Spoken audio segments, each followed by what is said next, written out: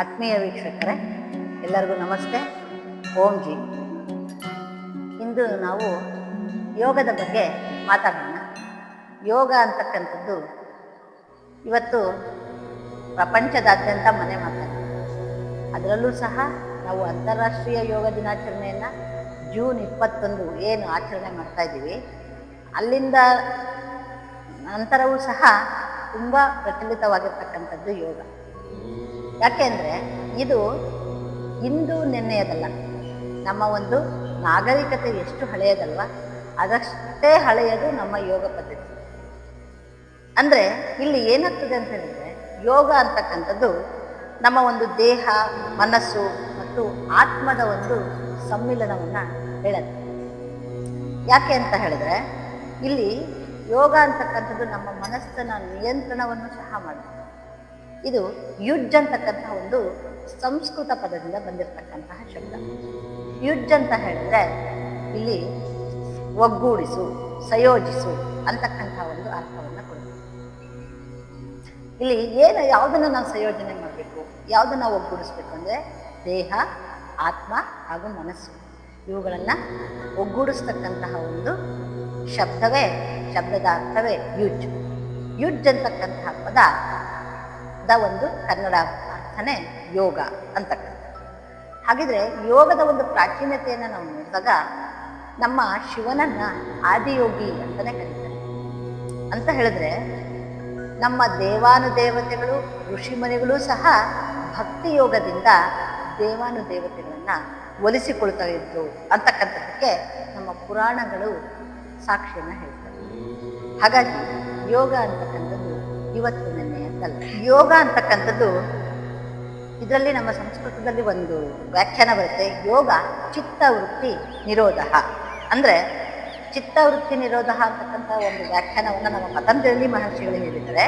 ಇಲ್ಲಿ ಮನಸ್ಸಿನ ಒಂದು ಚಂಚಲತೆ, ಚಿತ್ತ ಅಂತ ಹೇಳಿದ್ರೆ ಮನಸ್ಸು, ಅದರ ಚಂಚಲತೆಯನ್ನು ನಿಯಂತ್ರಿಸ್ತಕ್ಕಂಥದ್ದು ಸಹ ಯೋಗ. ಕೇವಲ ನಾವು ಕೆಲವರು ಅಂದ್ಕೊಳ್ತಾರೆ ಒಂದಿಷ್ಟು ಆಸನಗಳನ್ನು ಮಾಡಿಬಿಟ್ರೆ ಅದು ಯೋಗ ಅಂತ ಹೇಳಿ. ಈ ಯೋಗ ಅಂತಕ್ಕಂಥದ್ದು ಕೇವಲ ಆಸನಗಳಿಗೆ ಮಾತ್ರ ಸೀಮಿತವಾಗಿರ್ತಕ್ಕಂಥದ್ದಲ್ಲ. ಇದರಲ್ಲಿ ಉಸಿರಾಟದ ತಂತ್ರಗಳು ಬರುತ್ತೆ, ಅದನ್ನು ನಾವು ಪ್ರಾಣಾಯಾಮ ಅಂತ ಕರೀತೇವೆ. ಹಾಗೆ ಧ್ಯಾನ ಮತ್ತು ಆತ್ಮದ ಸಾಕ್ಷಾತ್ಕಾರವನ್ನು ಒಳಗೊಂಡಿರ್ತಕ್ಕಂಥ ಒಂದು ಸಮಗ್ರ ಶಿಸ್ತು ಅಂತ ನಾವು ಹೇಳ್ಬೋದೇನು. ಯಾಕೆಂದರೆ ಇಲ್ಲಿ ಶಿಸ್ತು ಅಂತಕ್ಕಂಥದ್ದು, ಡಿಸಿಪ್ಲಿನ್ ಅಂತಕ್ಕಂಥದ್ದು ಇದು ಯಾರೋ ಬಂದು ನಮ್ಮ ಮೇಲೆ ಹೇರ್ತಕ್ಕಂಥದ್ದಲ್ಲ. ಯಾಕೆಂದರೆ ಪ್ರತಿಯೊಬ್ಬ ವ್ಯಕ್ತಿಯೂ ಸಹ ನನ್ನನ್ನು ನಾನು ಸ್ವಯಂ ಶಿಸ್ತಿಗೆ ಒಳಪಡಿಸ್ಕೊಂಡಾಗ ನನ್ನ ಜೀವನ ಹೀಗೆ ಇರಬೇಕು, ನನ್ನ ಪ್ರತಿನಿತ್ಯ ದಿನಚರಿ ಹೀಗೆ ಇರಬೇಕು ಅಂತಕ್ಕಂಥದ್ದನ್ನು ಅಳವಡಿಸ್ಕೊಂಡಾಗ ನಿಜಕ್ಕೂ ಅವನು ಒಂದು ಪ್ರಗತಿಯ ಒಂದು ಹಾದಿಯಲ್ಲಿ ಹೋಗ್ತಾನೆ ಮತ್ತು ಉತ್ತುಂಗ ಮಟ್ಟವನ್ನು ತಲುಪ್ತಾನೆ. ಯಾಕೆ ಹಿಂದೆ ನಮ್ಮ ಆಗಿ ಹೋಗಿರ್ತಕ್ಕಂಥ ಎಲ್ಲ ಮಹಾನುಭಾವಗಳನ್ನು ನೋಡಿದಾಗ ಅವರ ದಿನಚರಿ ಹಾಗೇ ಇತ್ತು. ಅದರಲ್ಲೂ ಈಗ ಪ್ರೆಸೆಂಟ್ ನಾವು ನೋಡಿದಾಗ ನಮ್ಮ ಕಣ್ಣ ಮುಂದೆ ಇರ್ತಕ್ಕಂಥವರು, ಈಗ ನಡೆದಾಡುವ ದೇವರು ಅಂತಕ್ಕಂಥ ಸಿದ್ದೇಶ್ವರ ಸ್ವಾಮೀಜಿಗಳು, ಅವರು ಸಹ ಧ್ಯಾನ ಯೋಗಿಗಳೇ. ಆನಂತರ ನಮ್ಮ ರಾಮದೇವ್ ಬಾಬಾ, ರವಿಶಂಕರ್ ಗುರೂಜಿ, ಇವರೆಲ್ಲರೂ ಸಹ ಯೋಗದಿಂದ ಇವತ್ತು ಆ ಒಂದು ಮಟ್ಟವನ್ನು ತಲುಪಿದ್ದಾರೆ ಅಂದರೆ ಅದರಲ್ಲಿ ಎರಡು ಮಾತಿಲ್ಲ. ಹಾಗಾಗಿ ಅಂಥವರು ನಮಗೆ ಮಾರ್ಗದರ್ಶಕರಾಗಿದ್ದಾರೆ. ನಾನೂ ಸಹ ರಾಮದೇವ್ ಬಾಬಾರವರ ಶಿಷ್ಯಳು. ಹಾಗಾಗಿ ಇವತ್ತು ನಿಜಕ್ಕೂ ಅಂಥವರ ಒಂದು ಶಿಷ್ಯರು ಅಂತ ನಾನು ಹೇಳ್ಕೊಳ್ಳೋಕ್ಕೆ ನಿಜಕ್ಕೂ ನನಗೆ ತುಂಬ ಹೆಮ್ಮೆ ಅನಿಸುತ್ತೆ. ಅಂತಹ ಮಹತ್ವಪೂರ್ಣವಾಗಿರ್ತಕ್ಕಂಥದ್ದು ಯೋಗ. ಹಾಗಾಗಿ ಪ್ರತಿಯೊಬ್ಬ ವ್ಯಕ್ತಿನೂ ಸಹ ನಮ್ಮದೇ ಆಗಿರ್ತಕ್ಕಂತಹ ಒಂದು ಚೌಕಟ್ಟನ್ನು ನಾವು ಮಾಡಿಕೊಂಡು ಅದರೊಳಗೆ ನಾವು ನಡೆದಾಗ ನಿಜಕ್ಕೂ ನಾವು ಒಂದು ಒಳ್ಳೆಯ ದಾರಿಯಲ್ಲಿ ನಾವು ನಡಿಬಹುದು ಅಂತ ಹೇಳಲಿಕ್ಕೆ ನನಗೆ ತುಂಬ ಹೆಮ್ಮೆ ಅನಿಸುತ್ತೆ. ಮತ್ತು ಯೋಗದ ಮುಖ್ಯ ಅಂಶಗಳು ಅಂತ ನಾವು ಹೇಳ್ತೀವಿ, ಅದರಲ್ಲಿ 8 ಅಂಶಗಳು ಬರ್ತವೆ. ಯೋಗ ಅಂದ ತಕ್ಷಣ ನಾನು ಹೇಳಿದೆ ಆವಾಗಲೇ ಬರೀ ಆಸನ ಮತ್ತು ಪ್ರಾಣಾಯಾಮ ಅಲ್ಲ. ನಾವು ಪ್ರತಿನಿತ್ಯ ಬೆಳಗ್ಗೆ ಎದ್ದಾಗಿನಿಂದ ನಾವು ಮಲಗುವಾಗ ಏನು ಇಡೀ ದಿವಸ ನಮ್ಮ ಜೀವನವನ್ನು ಕಳೀತೀವಲ್ಲ, ಅದು ಎಲ್ಲ ಸಹ ಯೋಗದ ದಿನಚರಿಯನ್ನೇ ಆಗಿರಬೇಕು. ನಾವು ಏನಾಗುತ್ತೆ ಅಂದರೆ, ಕೆಲವರು ನಾವು ಹೇಳೋದೇ ಒಂದು, ಮಾಡೋದೇ ಒಂದು, ಅದಲ್ಲ.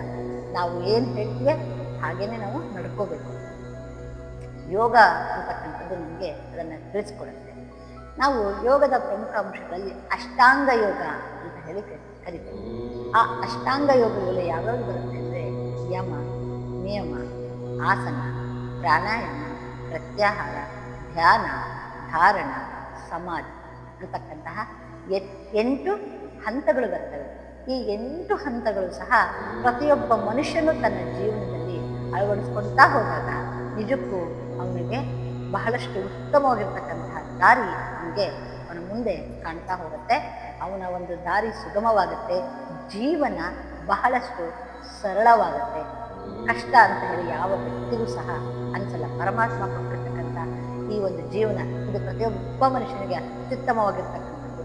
ಎಷ್ಟೋ ಒಂದು ಜೀವಿಗಳ ಜೀವನವನ್ನ ಕಳೆದ ನಂತರ ನಾವು ಇವತ್ತು ಮಾನವ ಜೀವನಕ್ಕೆ ಬರ್ತೀವಂತೆ. ಹಾಗಾಗಿ ಇಂತಹ ಅದ್ಭುತವಾಗಿರ್ತಕ್ಕಂತಹ ಜೀವನ ಕೊಟ್ಟಿರ್ತಕ್ಕಂತಹ ಪರಮಾತ್ಮ ಏನಿದೆ ಅವರಿಗೆ ನಾವು ಕೃತಜ್ಞತೆಯನ್ನು ಅರ್ಪಿಸುವುದರ ಜೊತೆಗೆ ಇಂತಹ ಉತ್ತಮವಾಗಿರ್ತಕ್ಕಂತಹ ಒಂದು ಜೀವನವನ್ನು ನಡೆಸಿದಾಗ ನಾವು ಸಹ 4 ಜನರಿಗೆ ಮಾದರಿಯಾಗಿ ಬದುಕಬಹುದು ಅಂತಕ್ಕಂಥದ್ರಲ್ಲಿ ಎರಡು ಮಾತು. ಹಾಗಿದ್ರೆ ಇಲ್ಲಿ ನಾವು ಅಷ್ಟಾಂಗ ಯೋಗದ ಬಗ್ಗೆ ಮಾತಾಡಿದ್ವಿ. ಅಷ್ಟಾಂಗ ಯೋಗದಲ್ಲಿ ಮೊದಲನೇದಾಗಿ ಯಮ ಅಂತ ಹೇಳ್ಬಿಟ್ರೆ ನಾವು ಅನ್ಕೊಳ್ತೀವಿ ಇಲ್ಲಿ ಯಮದ ಒಂದು ವಿಸ್ತರಣೆಯನ್ನು ನೋಡಿದಾಗ ನೈತಿಕ ನಿಯಮಗಳು ಅಂದ್ರೆ ನಮ್ಮ ಜೀವನಕ್ಕೆ ನಾವೇ ಹಾಕಿರತಕ್ಕಂಥ ಒಂದು ಚೌಕಟ್ಟು. ಯಾಕೆಂದ್ರೆ ನೈತಿಕತೆ ಇಲ್ಲದ ಜೀವನ ನಿಜಕ್ಕೂ ಅದು ವ್ಯರ್ಥ. ಪ್ರತಿಯೊಬ್ಬರಿಗೂ ಸಹ ಮೊರಾಲಿಟಿ ಅಂತಕ್ಕಂಥ ನೈತಿಕತೆ ಅನ್ನೋದು ನಮ್ಮ ಜೀವನಕ್ಕೆ ಬೇಕೇ ಬೇಕು. ಅಂದ್ರೆ ಇದರಲ್ಲಿ ಮತ್ತೆ ಕೆಲವೊಂದು ಅಂಶಗಳು ಬರ್ತವೆ. ಆಸ್ತೇಯ, ಬ್ರಹ್ಮಚರ್ಯ, ಆಮೇಲೆ ನಮ್ಗೆ ಏನಾಗ್ತದೆ ಅಂದ್ರೆ ಆಸ್ತೇಯ ಅಂತ ಹೇಳಿದ್ರೆ ಮತ್ತೊಬ್ಬರ ವಸ್ತುಗಳ ಬಗ್ಗೆ ನಾವು ಆಸೆ ಪಡ್ತೀವಿ. ಯಾವತ್ತು ಕೆಲವರಿಗೆ ನೋಡಿದ ತಕ್ಷಣ ಅದು ಬೇಕು, ಯಾವ್ದಾದ್ರು ರೀತಿಯಲ್ಲಿ ಅದು ಒಳ್ಳೆಯ ಒಂದು ದಾರಿ ಇರ್ಬೋದು, ಕೆಟ್ಟ ದಾರಿ ಇರ್ಬೋದು, ಆ ವಸ್ತುನ ನಾನು ಹಿಡಿಬೇಕು, ಮತ್ತೊಬ್ಬರ ವಸ್ತು ಬಗ್ಗೆ ಆಸೆ ಪಡ್ತಕ್ಕಂಥ.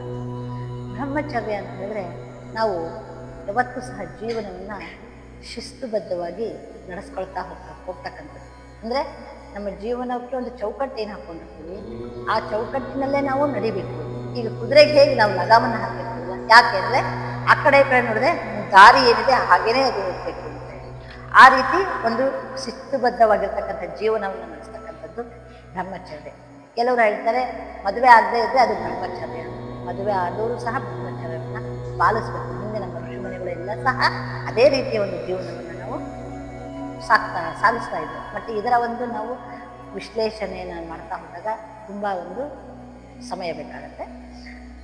ನಂತರ ಏನಪ್ಪ ಅಂತ ಹೇಳಿದ್ರೆ ನಮಗೆ ಎಷ್ಟು ಅಗತ್ಯ ಇರುತ್ತೆ ಅಷ್ಟೇನೆ ನಾವು ಆಸ್ತಿಯನ್ನು ಸಂಪಾದನೆ ಮಾಡ್ತಕ್ಕಂಥದ್ದು. ಈ ಅಗತ್ಯಕ್ಕಿಂತ ಹೆಚ್ಚು ನಾವು ಆಸ್ತಿಯನ್ನಾಗಲಿ ವಸ್ತುಗಳನ್ನಾಗಲಿ ಸಂಪಾದನೆ ಮಾಡ್ತಕ್ಕಂಥದ್ದು ಒಳ್ಳೆಯದಲ್ಲ.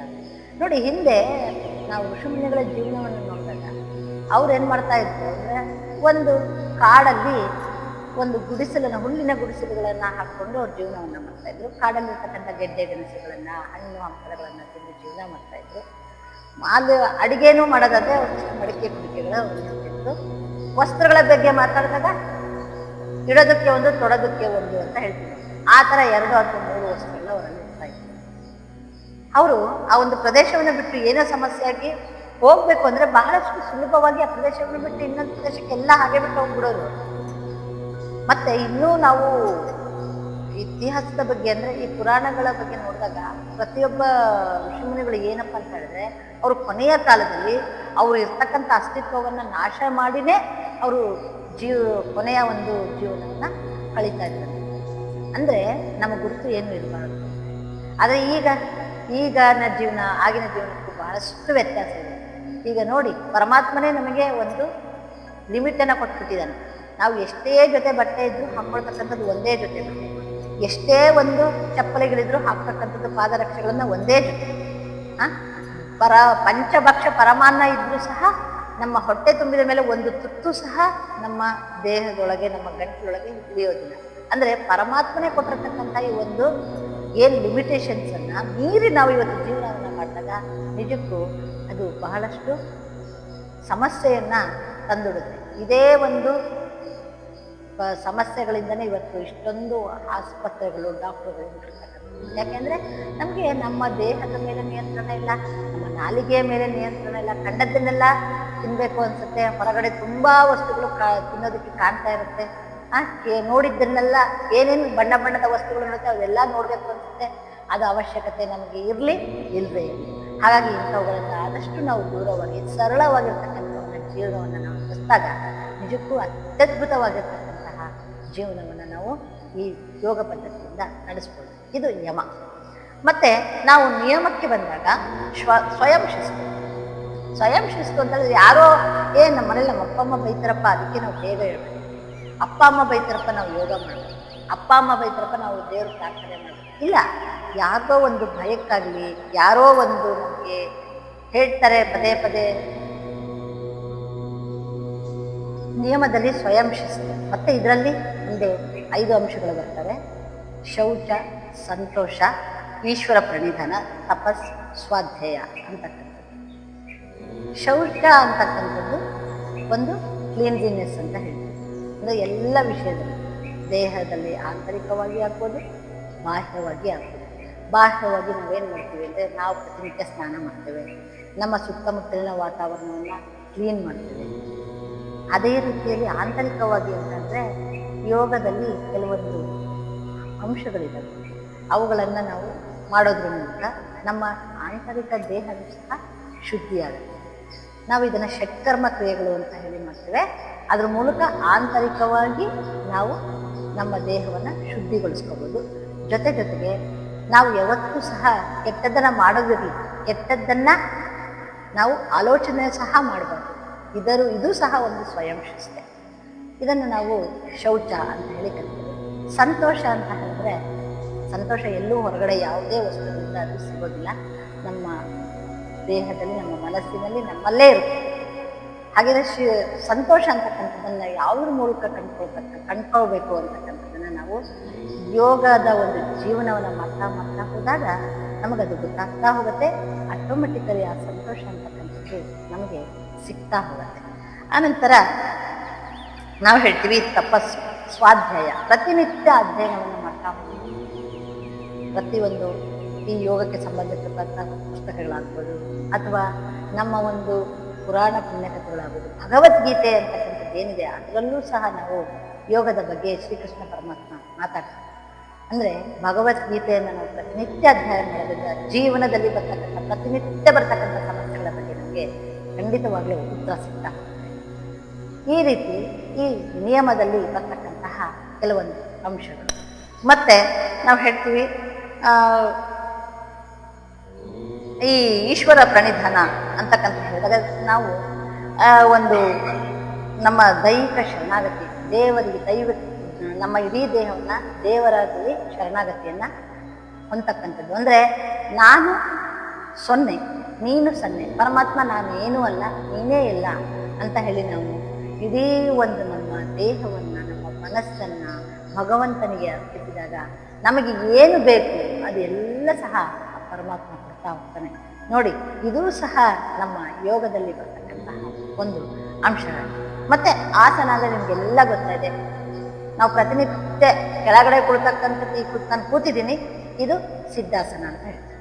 ಸಿದ್ಧಾಸನ, ಪದ್ಮಾಸನ, ವಜ್ರಾಸನ, ಇಲ್ಲಿಂದ ನಮ್ಮ ಒಂದು ಆಸನಗಳು ಪ್ರಾರಂಭ ಆಗುತ್ತೆ. ಮತ್ತೆ ಕೊನೆಯದಾಗಿ ವಿರಾಮ, ನಾವು ಏನು ಮಲಗ್ತೀವಲ್ಲ ಅದು ಸಹ ಶಿವಾಸನ, ಶವಾಸನ ಅಂತ ಹೇಳ್ತಾ ಇದ್ರು, ಈಗ ಅದು ಶಿವಾಸನ ಅಂತಲೂ ಹೇಳ್ತಾರೆ. ಯಾಕೆ ಅಂತ ಹೇಳಿದ್ರೆ ಇಡೀ ದಿವಸ ನಾವು ದಣಿವಾಗಿರುತ್ತೆ ಕೆಲಸ ಕಾರ್ಯಗಳನ್ನು ಮಾಡಿ, ಅದಕ್ಕೆ ನಾವು ಪ್ರತಿನಿತ್ಯ ರಾತ್ರಿ ಮಲಗಬೇಕು.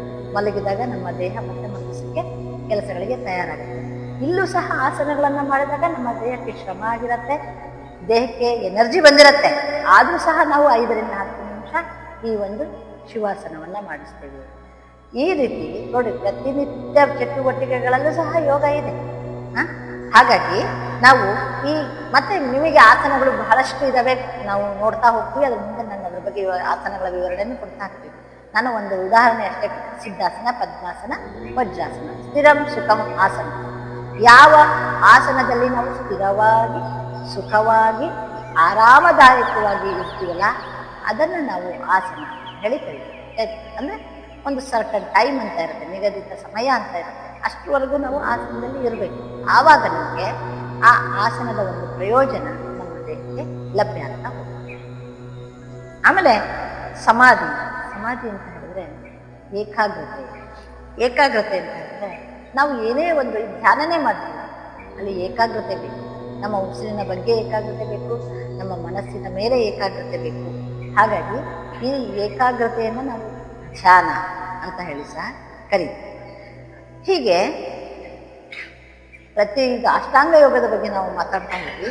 ಹಾಗಿದ್ರೆ ಈ ಯೋಗ ಅಂತಕ್ಕಂಥದ್ದು ದೈಹಿಕ, ಮಾನಸಿಕ, ಆಧ್ಯಾತ್ಮಿಕ ಬೆಳವಣಿಗೆಯನ್ನ ಗುರಿಯಾಗಿಸಿಕೊಂಡಿದ್ದು ಒಂದು ಏನು ಹೇಳ್ತೀನಿ, ಒಂದು ಸಮತೋಲಿತ ಜೀವನವನ್ನು ನಡೆಸಲಿಕ್ಕೆ ಇದು ನಮಗೆ ಬಹಳಷ್ಟು ಪ್ರಯೋಜನ ಆಗುತ್ತೆ. ಹಾಗಿದ್ರೆ ಯೋಗದಿಂದ ನಾವು ಅಷ್ಟಾಂಗ ಯೋಗಗಳ ಬಗ್ಗೆ ಮಾತಾಡುತ್ತೆ. ಮತ್ತೆ ಈ ಯೋಗದ ಪ್ರಯೋಜನ ಏನು ಅಂತ ನೋಡಿದಾಗ ಮೊದಲನೇದಾಗಿ ನಮಗೆ ದೈಹಿಕ ಮತ್ತು ಮಾನಸಿಕ ಆರೋಗ್ಯದ ಸುಧಾರಣೆ ಆಗುತ್ತೆ. ಇವತ್ತು ನೋಡಿ, ನಮ್ಮ ಒಂದು ಪ್ರತಿಯೊಬ್ಬರ ಒಂದು ಜೀವನ ಶೈಲಿ ಏನಿದೆ, ಲೈಫ್ ಸ್ಟೈಲ್ ಏನಿದೆ ಸರಿ ಇಲ್ಲ. ನಾವು ಯಾವಾಗಲೂ ಸಹ ಬೆಳಗ್ಗೆ ಅಂತ ಹೇಳಿದ್ರೆ ಬ್ರಾಹ್ಮಿ ಮುಹೂರ್ತದಲ್ಲಿ ಏಳಬೇಕು ಅಂತಕ್ಕಂಥದ್ದು ನಮ್ಮ ಒಂದು ಪದ್ಧತಿ. ಅದರಲ್ಲೂ ನಮ್ಮ ಹಿಂದೂ ಧರ್ಮದಲ್ಲಿ ಇರತಕ್ಕಂಥದ್ದು ಬ್ರಾಹ್ಮಿ ಮುಹೂರ್ತದಲ್ಲಿ ಎದ್ದು ಸ್ನಾನ ಸಂಧ್ಯಾ ವಂದನೆಗಳನ್ನು ಮುಗಿಸ್ಕೊಂಡು ದೇವರ ಒಂದು ಪೂಜೆಯನ್ನು ಮಾಡಿ ಮುಂದಿನ ಕೆಲಸವನ್ನು ಮಾಡ್ತಕ್ಕಂಥ. ಆದರೆ ಇವತ್ತು ಹಾಗಲ್ಲ. ರಾತ್ರಿ 11:30 12 ಗಂಟೆ ಸೆಕೆಂಡ್ ಶೋ ಫಿಲ್ಮ್ ಹೋಗಿ ಅಥವಾ TV ನೋಡಿಕೊಂಡು ಅಥವಾ ಮೊಬೈಲ್ ನೋಡಿಕೊಂಡು ಮಲಗ್ತಾರೆ. ಆವಾಗ ಅವ್ರಿಗೆ ನಿಜಕ್ಕೂ ಬೆಳಗ್ಗೆ ಬ್ರಾಹ್ಮಿ ಮುಹೂರ್ತದಲ್ಲ, ಸೂರ್ಯೋದಯ, ಸೂರ್ಯ ನೆತ್ತಿ ಮೇಲೆ ಬಂದರೂ ಸಹ ಕಣ್ಣು ಬಿಡೋಕ್ಕಾಗೋದಿಲ್ಲ. ಇಲ್ಲಿಂದಾನೇ ಶುರುವಾಗುತ್ತೆ ನಮ್ಮ ಒಂದು ಜೀವನ ಶೈಲಿಯ ಪದ್ಧತಿ ಸರಿ ಇಲ್ಲ ಅಂತಕ್ಕಂಥದ್ದು. ಯಾವಾಗ ಜೀವನ ಶೈಲಿಯ ಪದ್ಧತಿ ಸರಿ ಇರೋದಿಲ್ಲ, ಆವಾಗ ನಮ್ಮ ಬಯೋಲಾಜಿಕಲ್ ಕ್ಲಾಕ್ ಎಲ್ಲ ಉಲ್ಟಾ ಆಗ್ತಾ ಹೋಗುತ್ತೆ. ಯಾಕೆಂದರೆ ನಮ್ಮ ಹಿರಿಯರು ಋಷಿಮುನಿಗಳು ಸುಮ್ಮನೆ ಮಾಡಿಲ್ಲ, ಅದೊಂದು ಪದ್ಧತಿಯನ್ನು ಮಾಡಿರ್ತಕ್ಕಂಥದ್ದು ದೈಹಿಕ ಆರೋಗ್ಯಕ್ಕೋಸ್ಕರ ಸಹ ಮಾಡಿದ್ರು. ಅದನ್ನು ನಾವು ಅಳವಡಿಸ್ಕೊಂಡಾಗ ನಮಗೆ ಆರೋಗ್ಯ ಚೆನ್ನಾಗಿರುತ್ತೆ. ಈಗೇನಿಲ್ಲ ನೋಡ್ರಿ, ಸಣ್ಣ ಸಣ್ಣ ಮಕ್ಕಳಿಗೆ ಡಯಾಬಿಟಿಕ್ ಬರ್ತಿದೆ, ಹುಟ್ಟಿದ ಮಕ್ಕಳಿಗೆ ಡಯಾಬಿಟಿಕ್ ಬರ್ತಿದೆ. ಆಮೇಲೆ ಗ್ಯಾಸ್ಟ್ರಿಕ್ ಅಂತೂ ಪ್ರತಿ ಮನೆ ಮಾತಾಗಿದೆ. ಪ್ರತಿಯೊಬ್ಬ ಮನೆಯಲ್ಲೂ ಸಹ ಡಯಾಬಿಟಿಕ್ ಇರ್ತಕ್ಕಂಥವ್ರು ಇದ್ದಾರೆ, ಹೈ BP ರಕ್ತದೊತ್ತಡ ಇರ್ತಕ್ಕಂಥವ್ರು ಇದ್ದಾರೆ, ಥೈರಾಯ್ಡ್ ಇರ್ತಕ್ಕಂಥವ್ರು ಇದ್ದಾರೆ. ಆಮೇಲೆ ಗ್ಯಾಸ್ಟ್ರಿಕ್ ಅಂತೂ ಕೇಳವೇ ಬೇಡ. ಮತ್ತು ಇದೇನಂದರೆ ಈ ಎಲ್ಲ ಒಂದು ಲೈಫ್ ಸ್ಟೈಲ್ ಡಿಸೀಸಿಂದ, ಆಟೋ ಇಮ್ಯುನೋ ಡಿಸೀಸ್ ಅಂತ ಹೇಳಿ ನಾವು ಕರಿತೀವಿ, ನಮ್ಮ ಒಂದು ಜೀವನ ಶೈಲಿಯಿಂದ ಬರ್ತಕ್ಕಂತಹ ಒಂದು ಕಾಯಿಲೆಗಳು. ಇವುಗಳಿಂದ ನಾವು ಹೊರಗೆ ಬರಬೇಕು ಅಂದರೆ ನಾವು ಪ್ರತಿನಿತ್ಯ ಯೋಗವನ್ನು ಮಾಡಲೇಬೇಕು. ಇಲ್ದಿದ್ರೆ ಏನಪ್ಪ ಅಂದರೆ ನಾವು ಯಾವಾಗ ಡಾಕ್ಟರ್ ಹತ್ರ ಹೋಗ್ತೀವಿ, ಅವರು ಥೈರಾಯ್ಡಿಗೆ ಒಂದು ಮಾತ್ರೆ, ಡಯಾಬಿಟಿಕ್ಕಿಗೆ ಒಂದು ಮಾತ್ರೆ, BP-ಗೆ ಒಂದು ಮಾತ್ರೆ, ಮತ್ತು ಗ್ಯಾಸ್ಟ್ರಿಕ್ಕಿಗೆ ಒಂದು ಮಾತ್ರೆ. ಊಟದ ಜೊತೆಗೆ ಮೊದಲು ಆ ಟ್ಯಾಬ್ಲೆಟ್ ಇಟ್ಕೊಂಡು ಊಟ ಮಾಡಿ ಆದರೂ ತಗೋಬೇಕು, ಮೊದಲು ತಗೊಂಡಾದ್ರೂ ಊಟ ಮಾಡಿ. ಈ ಒಂದು ಸಮಸ್ಯೆ ಶುರುವಾಗುತ್ತೆ. ಹಾಗಾಗಿ ಪ್ರತಿನಿತ್ಯ ನಾವು ಯೋಗವನ್ನು ನಮ್ಮ ಜೀವನದಲ್ಲಿ ಅಳವಡಿಸಿಕೊಂಡಾಗ ದೈಹಿಕವಾಗಿ ಮತ್ತು ಮಾನಸಿಕವಾಗಿ ಸಹ ನಾವು ಆರೋಗ್ಯವಾಗಿ ಇರಲಿಕ್ಕೆ ಹೆಲ್ಪ್ ಆಗುತ್ತೆ. ಆನಂತರ ಒತ್ತಡವನ್ನು ಕಡಿಮೆ ಮಾಡಿ ಏಕಾಗ್ರತೆಯನ್ನು ಇದು ಈಗ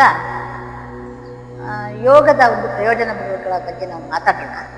ದೈಹಿಕ ಮತ್ತು ಮಾನಸಿಕ ಆರೋಗ್ಯವನ್ನು ಸುಧಾರಿಸುತ್ತೆ ಯೋಗ ಅಂತ ಹೇಳ್ತೇವೆ. ಯಾಕೆಂದರೆ ಇವತ್ತು ಪ್ರತಿಯೊಂದು ಮನೆಯಲ್ಲಿ ಪ್ರತಿಯೊಬ್ಬ ವ್ಯಕ್ತಿಗಳು ಡಯಾಬಿಟಿಕ್ಕು, ರಕ್ತದೊತ್ತಡ, ಗ್ಯಾಸ್ಟ್ರಿಕ್ಕು ಮತ್ತು ಥೈರಾಯ್ಡು ಈ ಥರ ಸಮಸ್ಯೆ ಇವು ಸಾಮಾನ್ಯ ಸಮಸ್ಯೆಗಳು. ಹಾಗಾಗಿ ಅದಕ್ಕೇನು ಮಾಡ್ತೀವಿ ಅಂದರೆ ನಮ್ಮಲ್ಲಿ ಉತ್ತರ ಯೋಗ ಇದೆ, ಆದರೆ ಎಷ್ಟೋ ಜನಕ್ಕೆ ಅದು ಗೊತ್ತಿಲ್ಲ. ಅಯ್ಯೋ ಬೆಳಗ್ಗೆ ಎದ್ದು ಯಾರಪ್ಪ ಮಾಡ್ತಾರೆ, ಅದನ್ನೇನು ಮಾಡ್ತಾರೆ, ಬಹಳಷ್ಟು ದುಡ್ಡನ್ನು ಕೊಟ್ಟು ಜಿಮ್ಗಳಿಗೆ ಹೋಗ್ತಾರೆ. ಅದು ಜಿಮ್ಮಿಂದ ನಮಗೆ ಆರೋಗ್ಯ ಎಷ್ಟು ಮಟ್ಟಿಗೆ ಸಿಗತ್ತೆ ಅಂತಕ್ಕಂಥದ್ದನ್ನು ನಾವು ಯೋಚನೆ ಮಾಡಬೇಕು. ವಿದ್ಯಾವಂತರಾಗಿರ್ತಕ್ಕಂತಹ ಜನನೇ ಇವತ್ತು ಆ ಒಂದು ಕೆಲಸವನ್ನು ಮಾಡ್ತಾರೆ.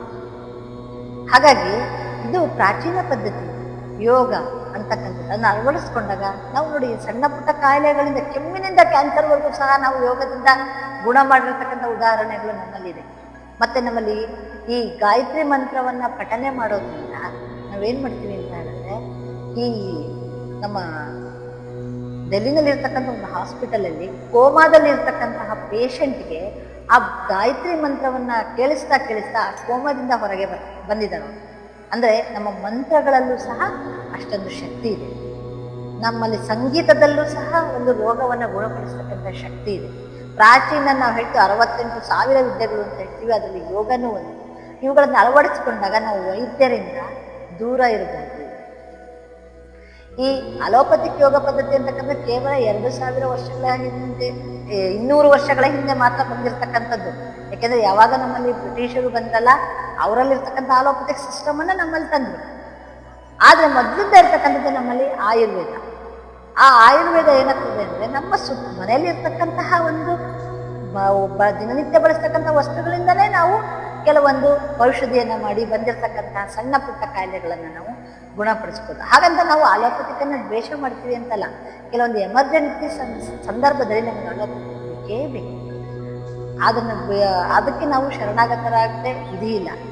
ಆದ್ರೆ ಪ್ರತಿನಿತ್ಯನೂ ಸಹ ನಾವು ಅದನ್ನ ತಗೊಳ್ಳೋದಕ್ಕಿಂತಲೂ ಆಯುರ್ವೇದ ಪದ್ಧತಿಗೆ ಬಂದಾಗ ನಾವು ಯಾವುದೇ ರೀತಿಯ ಒಂದು ಸೈಡ್ ಎಫೆಕ್ಟ್ ಇಲ್ಲದೆ ಜೀವನವನ್ನ ಮಾಡಬಹುದು ಅಂತಕ್ಕಂಥದ್ದು ಅನುಭವಿಗಳು ಹೇಳಿರ್ತಕ್ಕಂತಹ ಮಾತು. ಮತ್ತೆ ಆಂತರಿಕ ಶಾಂತಿ ಮತ್ತು ಸಮತೋಲನವನ್ನ ಬೆಳೆಸುತ್ತೆ. ಯಾಕೆಂದ್ರೆ ಮನಸ್ಸು ಇವತ್ತು ಶಾಂತವಾಗಿರ್ಬೇಕು. ಹೊರಗಿನ ಒಂದು ಬಹಳಷ್ಟು ಜಂಜಾಟಗಳಿಂದ, ಒತ್ತಡಗಳಿಂದ ಜೀವನ ಏನಾಗಿದೆ ಅಂದ್ರೆ ಜರ್ಜರಿತವಾಗಿದೆ. ಅದರಲ್ಲೂ ಮನೆಯಲ್ಲಿ ಪ್ರತಿಯೊಬ್ಬರು ಇವತ್ತು ಹೊರಗಡೆ ದುಡಿಮೆ ಮಾಡ್ತಕ್ಕಂಥ ಸ್ಥಳದಲ್ಲೂ ಸಹ ಅಷ್ಟೇ ಪ್ರೆಷರ್ ಇರುತ್ತೆ. ಮಕ್ಕಳಿಗೆ ಶಾಲಾ ಕಾಲೇಜುಗಳಿಗೆ ಹೋದಾಗ ಅವ್ರಿಗೂ ಅಷ್ಟೇ ಪ್ರೆಷರ್ ಇರುತ್ತೆ. ಅವರೆಲ್ಲರೂ ಸಹ ಅದರಿಂದ ಹೊರಗಡೆ ಬರಬೇಕು ಅಂದ್ರೆ ಪ್ರತಿನಿತ್ಯ 1 ಗಂಟೆ ಆದರೂ ನಾವು ಯೋಗ ಮತ್ತು ಪ್ರಾಣಾಯಾಮ ಮಾಡಬೇಕು. 10 ರಿಂದ 15 ನಿಮಿಷವಾದರೂ ನಾವು ಧ್ಯಾನವನ್ನ ನಮಗೋಸ್ಕರ ನಾವು ಅಳವಡಿಸ್ಕೋಬೇಕು. ಯಾವಾಗ ಒತ್ತಡ ರಹಿತ ಜೀವನವನ್ನ ನಡೆಸ್ತೀವೋ ಆಗ ನಾವು ಕಾಯಿಲೆಗಳಿಂದ ಸಹ ಕಾಯಿಲೆ ರಹಿತ ಜೀವನವನ್ನು ಸಹ ನಾವು ನಡೆಸ್ಬೋದು. ಮತ್ತೆ ಸ್ವಯಂ ಶಿಸ್ತು ಮತ್ತು ಅರಿವನ್ನು ಸಹ ಇದು ಮೂಡಿಸುತ್ತೆ. ಹೇಳಿದ್ನಲ್ಲ ನಾನು, ಯಾರೋ ಒತ್ತಾಯಕ್ಕಾಗಿ ನಾವು ಶಿಸ್ತನ್ನು ಅಳವಡಿಸ್ಕೊಳ್ಳೋದಿಲ್ಲ. ನಮಗೆ ಬೇಕು ಶಿಸ್ತು. ನಮಗೆ ಬೇಕಾಗಿರ್ತಕ್ಕಂಥ ಶಿಸ್ತಿನ ಜೀವನವನ್ನು ನಾವೇ ಹಾಕೊಳ್ತಕ್ಕಂಥದ್ದು. ನಾನು ಹೀಗೇ ಇರಬೇಕು, ನಾನು ಇಷ್ಟೊತ್ತಿಗೆ ಇರಬೇಕು, ನಾನು ಇಷ್ಟೊತ್ತಿಗೆ ಯೋಗ ಪ್ರಾಣಾಯಾಮನ ಮಾಡಬೇಕು, ಇಷ್ಟೊತ್ತಿಗೆ ನಾನು ನನ್ನ ಕೆಲಸಗಳನ್ನು ಮಾಡಬೇಕು, ಶಾಲಾ ಕಾಲೇಜುಗಳಿಗೆ ಹೋಗಬೇಕು, ನನ್ನ ಬಿಸ್ನೆಸ್ ಮಾಡಬೇಕು, ಮತ್ತು ಇಷ್ಟೊತ್ತಿಗೆ ನನ್ನ ಮನೆಗೆ ಬರಬೇಕು, ನನ್ನ ಊಟ ತಿಂಡಿಯಲ್ಲಿ ಇದೇ ಇರಬೇಕು, ನನ್ನ ಜೀವನ ಶೈಲಿಯಲ್ಲಿ ಹೀಗೆ ಇರಬೇಕು ಅಂತಕ್ಕಂಥ ಶಿಸ್ತನ್ನು ನಾವೇ ಅಳವಡಿಸ್ಕೊಳ್ಳೋದು. ಇದು ಸಹ ನಮಗೆ ಯೋಗದಿಂದ ಸಿಗ್ತಕ್ಕಂಥ ಒಂದು ಪ್ರಯೋಜನ. ಮತ್ತೆ ಒಟ್ಟಾರೆ ಹೇಗೆ ಅಂತ ಹೇಳಿದ್ರೆ ನಾವೆಲ್ಲರೂ ಚೆನ್ನಾಗಿರ್ಬೇಕು. ಇವತ್ತು ನಾವು ಪ್ರತಿನಿತ್ಯ ಬೆಳಗ್ಗೆ ಯೋಗವನ್ನ ಮಾಡಿದ್ದೀನಿ, ಯೋಗ ಪ್ರಾಣಾಯಾಮ ಧ್ಯಾನವನ್ನ ಮಾಡಿದ್ದೀನಿ ಅಂದರೆ ಅದು ಟಾನಿಕ್ ಇದ್ದಾಗ. ಅವತ್ತು ಅದನ್ನು ಮಾಡಿದಾಗ ಅವತ್ತು ಪೂರ ನಾವು ಆರೋಗ್ಯವಾಗಿರ್ತೀವಿ. ಹಾಗಾಗಿ ನಮ್ಮಗಳ ಒಂದು ಯೋಗಕ್ಷೇಮವನ್ನು ಸಹ ಈ ಒಂದು ಯೋಗ ಅಂತಕ್ಕಂಥದ್ದು ಮಾಡತ್ತೆ, ಯೋಗ ಜೀವನ ಅಂತಕ್ಕಂಥದ್ದು ಮಾಡತ್ತೆ ಅಂತಕ್ಕಂಥದ್ದು ನನ್ನ ಒಂದು ಅಭಿಪ್ರಾಯ. ಮತ್ತೆ ಅಷ್ಟಾಂಗ ಯೋಗವನ್ನ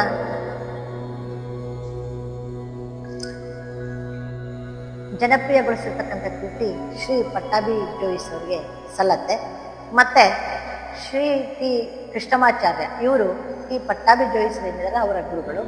ಇವರನ್ನು ನಾವು ಆಧುನಿಕ ಯೋಗದ ಪಿತಾಮಹ ಅಂತ ಹೇಳಿ ಸಹ ಅವರನ್ನ ಕರೀತೀವಿ. ಇಂದು ನಾನು ಇಡೀ ಇವಂದ್ರೆ ಯೋಗದ ಒಂದು ಪದ್ಧತಿ ಏನಿದೆ, ಅಷ್ಟಾಂಗ ಯೋಗದ ಮಹತ್ವ, ಈಗ ಯೋಗದ ಒಂದು ಮಹತ್ವ, ಯೋಗದ ಒಂದು ಅವಶ್ಯಕತೆ, ಇದು ಯೋಗ ಅಂತಕ್ಕಂಥ ಬಂದಿರತಕ್ಕಂಥ ಒಂದು ಹಿನ್ನೆಲೆ, ಇದನ್ನೆಲ್ಲವನ್ನು ಸಹ ನಾನಿವತ್ತು ಸಂಕ್ಷಿಪ್ತವಾಗಿ ಹೇಳಿದ್ದೀನಿ. ಮತ್ತೆ ಅಷ್ಟಾಂಗ ಯೋಗವನ್ನು ಜನಪ್ರಿಯಗೊಳಿಸಿರ್ತಕ್ಕಂಥ ಕೀರ್ತಿ ಶ್ರೀಯುತ ಪಟ್ಟಾಭಿ ಜೋಯಿಸ್ ಅವರಿಗೆ ಸಲ್ಲತ್ತೆ. ಹಾಗೆ ಅವರ ಗುರುಗಳಾಗಿರ್ತಕ್ಕಂತಹ ಶ್ರೀ ಟಿ ಕೃಷ್ಣಮಾಚಾರ್ಯ ಇವರನ್ನು ನಾವು ಆಧುನಿಕ ಯೋಗದ ಪಿತಾಮಹ ಅಂತ ಹೇಳಿ ಸಹ ಪರಿಗಣಿಸ್ತೇವೆ. ಎಲ್ಲರಿಗೂ ಕೆಲವು ಗೊತ್ತಿರುತ್ತೆ ಈ ಒಂದು ಯೋಗ ಪದ್ಧತಿಯಲ್ಲಿ ಬಂದಿರತಕ್ಕಂಥವರಿಗೆ. ಇವತ್ತು ನನಗೆ ಈ ರೀತಿ ಯೋಗದ ಒಂದು ಮಹತ್ವ, ಅದು ಬೆಳೆದು ಬಂದ ಬಗೆಯನ್ನು ಹೇಳಲಿಕ್ಕೆ ಅವಕಾಶ ಮಾಡಿಕೊಟ್ಟಿರ್ತಕ್ಕಂತಹ ನಮಗೆಲ್ಲರಿಗೂ ಸಹ ಧನ್ಯವಾದಗಳನ್ನು ಅರ್ಪಿಸ್ತೇನೆ. ಓಂ ಜಿ.